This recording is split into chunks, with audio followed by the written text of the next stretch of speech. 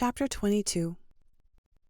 The Bennets were engaged to dine with the Lucases, and again during the chief of the day was Miss Lucas so kind as to listen to Mr. Collins. Elizabeth took an opportunity of thanking her.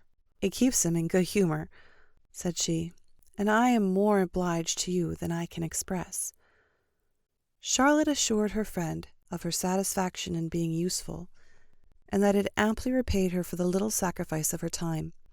This was very amiable, but Charlotte's kindness extended farther than Elizabeth had any conception of. Its object was nothing else than to secure her from any return of Mr. Collins's addresses, by engaging them towards herself. Such was Miss Lucas's scheme, and appearances were so favourable that when they parted at night, she would have felt almost secure of success if he had not been to leave Hertfordshire so very soon.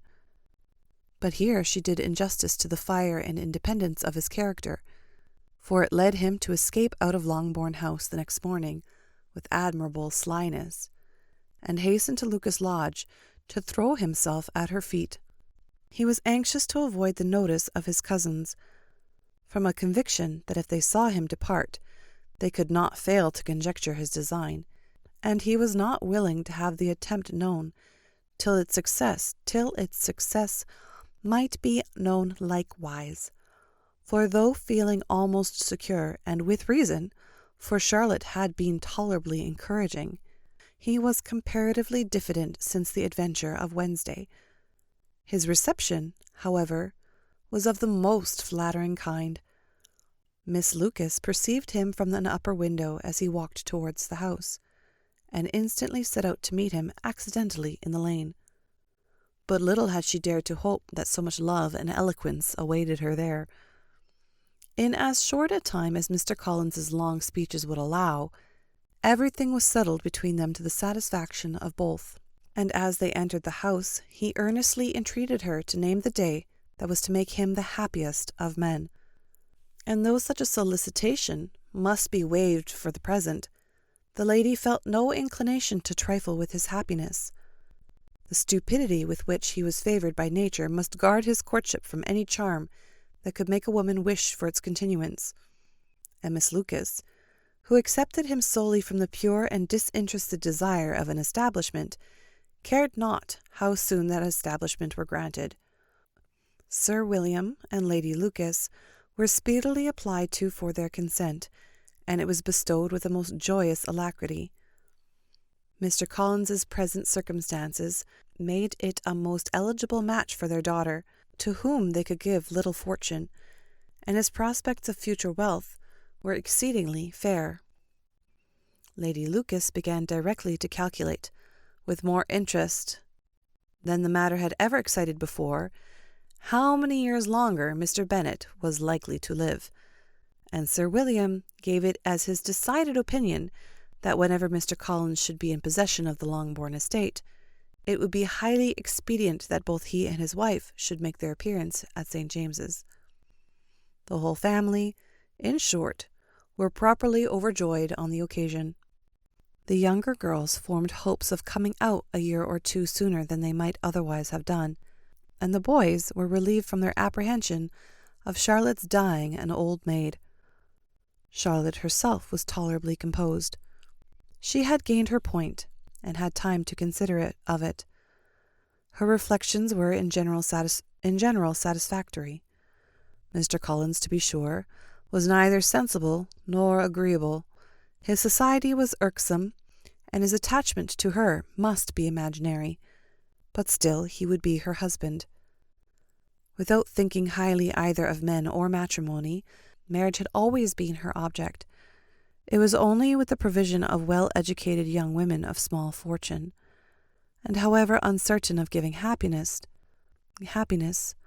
must be their pleasantest preservation from want.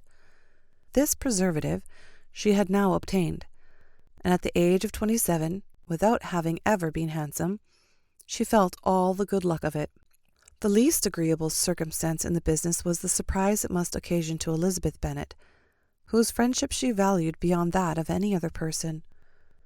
Elizabeth would wonder, and probably would blame her, and though her resolution was not to be shaken, her feelings must be hurt by such a disapprobation. She resolved to give her the information herself, and therefore charged Mr. Collins, when he returned to Longbourn to dinner, to drop no hint of what had passed before any of the family.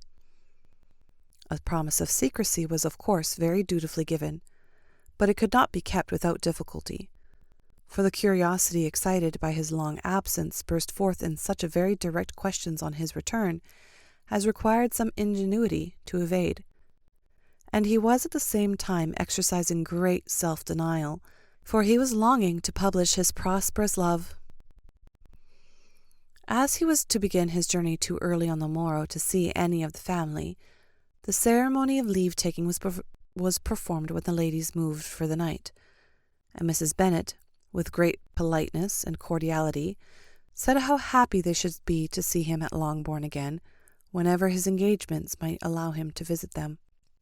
"My dear madam," he replied, "this invitation is particularly gratifying, because it is what I have been hoping to receive, and you may be very certain that I shall avail myself of it as soon as possible." They were all astonished, and Mr. Bennet, who could by no means wish for so speedy a return, immediately said, "But is there not danger of Lady Catherine's disapprobation here, my good sir? You had better neglect your relations than run the risk of offending your patroness." "My dear sir," replied Mr. Collins, "I am particularly obliged to you for this friendly caution, and you may depend upon my not taking so material a step without her ladyship's concurrence." "You cannot be too much upon your guard. Risk anything rather than her displeasure, and if you find it likely to be raised by your coming to us again, which I should think exceedingly probable, stay quietly at home, and be satisfied that we shall take no offence." "Believe me, my dear sir, my gratitude is warmly excited by such affectionate attention, and depend upon it you will speedily receive from me a letter of thanks for this, and for every other mark of your regard during my stay in Hertfordshire. As for my fair cousins, though my absence may not be long enough to render it necessary, I shall now take the liberty of wishing them health and happiness, not excepting my cousin Elizabeth." With proper civilities the ladies then withdrew, all of them equally surprised that he meditated a quick return. Mrs. Bennet wished to understand by it that he thought of paying his addresses to one of her younger girls, and Mary might have been prevailed on to accept him. She rated his abilities much higher than any of the others. There was a solidity in his reflections which often struck her, and though by no means so clever as herself, she thought if encouraged to read and improve himself by such an example as hers, he might become a very agreeable companion. But on the following morning every hope of this kind was done away. Miss Lucas called soon after breakfast, and in a private conference with Elizabeth related the event of the day before.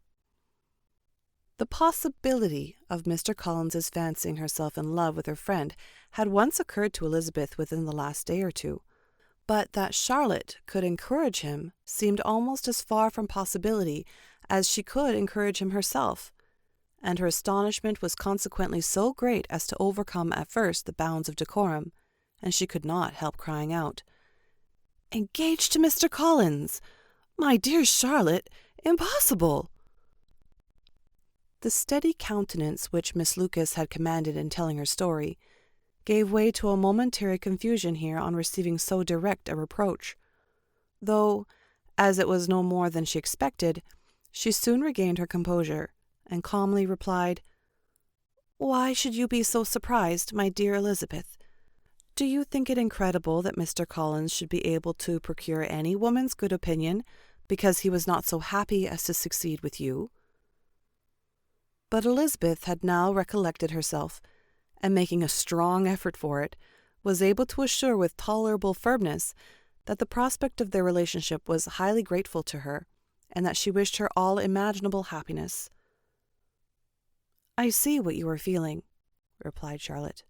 "You must be surprised, very much surprised, so lately as Mr. Collins was wishing to marry you. But when you have had time to think it over, I hope you will be satisfied with what I have done. I'm not romantic, you know. I never was. I ask only a comfortable home, and considering Mr. Collins's character, connection, and situation in life, I am convinced that my chance of happiness with him is as fair as most people can boast on entering the marriage state." Elizabeth quietly answered, "Undoubtedly." And after an awkward pause, they returned to the rest of the family. Charlotte did not stay much longer, and Elizabeth was then left to reflect on what she had heard. It was a long time before she became at all reconciled to the idea of so unsuitable a match. The strangeness of Mr. Collins's making 2 offers of marriage within 3 days was nothing in comparison of his being now accepted. She had always felt that Charlotte's opinion of matrimony was not exactly like her own, but she had not supposed it to be possible that, when called into action, she would have sacrificed every better feeling to worldly advantage. Charlotte, the wife of Mr. Collins, was a most humiliating picture, and to the pang of a friend disgracing herself and sunk in her esteem was added the distressing conviction that it was impossible for that friend to be tolerably happy in the lot she had chosen.